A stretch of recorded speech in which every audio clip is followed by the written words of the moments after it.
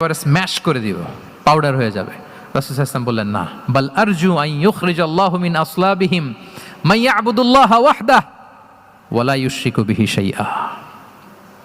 তিনি বললেন, না, ওদেরকে ধ্বংস করে দিও না। ওদেরকে ধ্বংস করলে লা ইলাহা পড়বে কে? সুবহানাল্লাহ।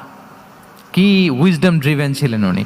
উনি বলেন যে আমি আশা করি, প্রত্যাশা রাখি, দোয়া করি যে ওরা আমাকে প্রত্যাখ্যান করেছে, কিন্তু ওদের যে নেক্সট জেনারেশন, ওরা সাক্ষী দেবে আশহাদু আল্লাহ ইলাহা ইল্লাল্লাহ ওয়া আশহাদু আন্না মুহাম্মাদার রাসূলুল্লাহ। এবং তাই হয়েছে। এখন তায়েফে যান, চারদিক থেকে আল্লাহু আকবার ধ্বনিতে মুখরিত তায়েফ। এবং এত চমৎকার শহর, এটা একটা ট্যুরিস্ট ডেস্টিনেশন হয়ে গেছে। সৌদি আরবিয়াতে যারা যায়, তায়েফ না গেলে লোকদের ভালো লাগে না।